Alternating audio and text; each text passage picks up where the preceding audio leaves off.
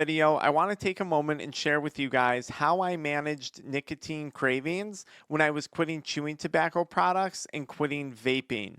What I can promise you I did not do was use Nicorette gum or use nicotine replacement therapy. Because as we like to say, you don't need nicotine to quit nicotine. In today's video, I'm going to cover 4 different types of nicotine cravings that you might experience and a shift in mindset for each of those scenarios that should help you quit. If you wind up enjoying the content in today's video, be sure to check out the pinned comment or the video description to download a free workbook on how to quit vaping or how to quit using nicotine today. Or you can learn more about our one-on-one paid addiction mindset recovery coaching programs.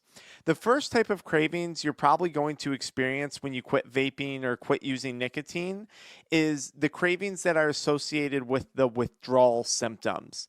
And the shift in mindset that I would like to provide you with is one of embracing the withdrawal symptoms.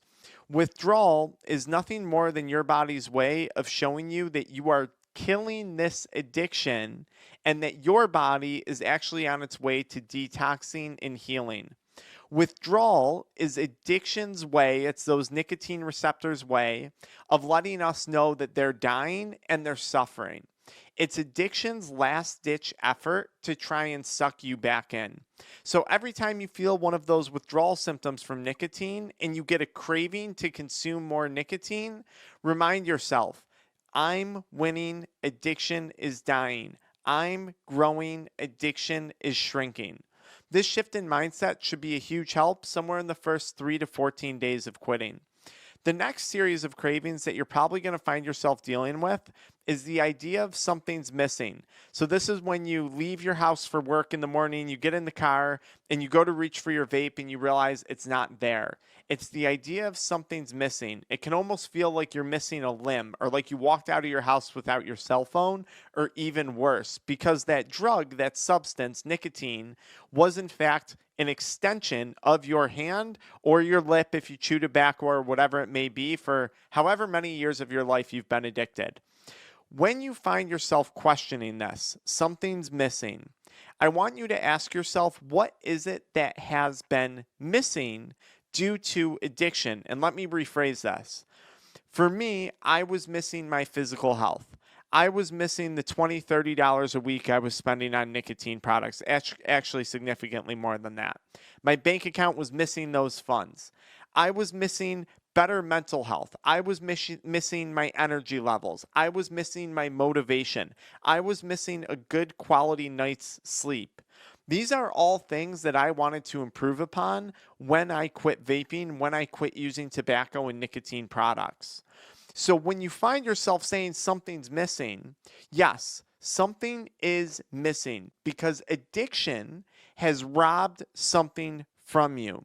And this is a perfect opportunity to take a moment and ask yourself, what actions, what steps can you take to go reclaim that something that's missing that addiction robbed of you? So if it's your physical health, maybe that's something missing is a gym membership. If it's your mental health, maybe that's something missing is a therapy session or two to get you back on track.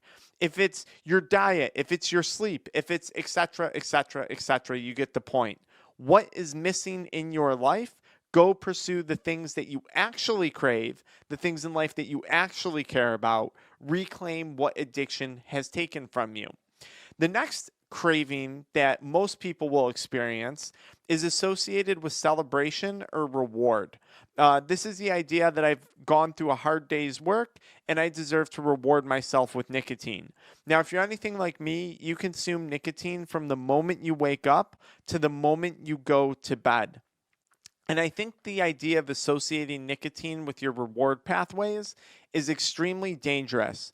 What wound up happening was I was rewarding myself 24/7. I was rewarding myself for simply getting out of bed in the morning. Just my very existence was being treated as a reward. And this is an extremely dangerous behavior. I've come to learn that rewards should be saved for truly great moments, a big business accomplishment, a big relationship accomplishment. Rewards are fine, but they should be reserved for activities or events or scenarios that truly call for a reward. Checking my email and just getting through a day's work as a 30-year-old male is just what ought to be done. It's not something that necessarily deserves to be reinforced all day long with a reward, especially from a substance. On a side note, I grew up as part of a millennial generation, so I'm 34 years old. And in my generation, and I think a lot of millennials can relate to this, we were constantly rewarded for a lot of different things in our lives. At least you might relate to this, maybe not. And I think this becomes very dangerous because then we're constantly looking to reward our behaviors all day long. And I think this actually probably plays a huge role in some of the substance use addiction that we're seeing, or that we at least know that many adults in their 30s and 40s in that millennial time gap are currently struggling with. And I also want you to ask yourself, what is the reward in addiction?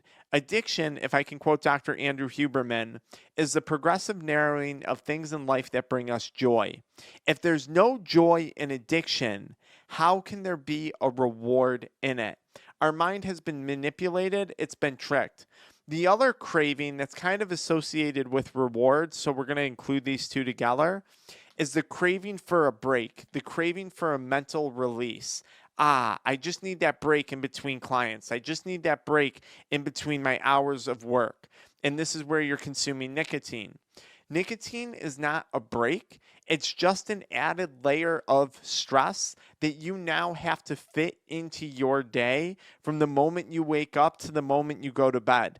The kids are still running around. The work still needs to be done. Someone still needs to answer the phone, answer the text, and get to the emails. You have now simply complicated that by making it so your body and your brain are dependent upon nicotine to accomplish those very basic tasks. At least that's how I was. This is not a break. This is an added layer of stress. Now I can't answer my email until I have a dip or until I hit my vape because those cravings are kicking in every 30 minutes. My body's going into withdrawal every 30 minutes throughout the day as I use nicotine.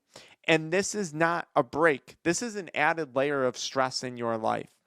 The last scenario where you may realize that you're experiencing cravings is in social settings. So this could apply to someone who's at school, all of their friends vape. This could apply to someone out socially if you're out having drinks with friends. Someone pulls out a tobacco product, cigarette, chewing tobacco, nicotine pouches, vapes, whatever it may be. There's a lot of people right now socially who indulge in nicotine products.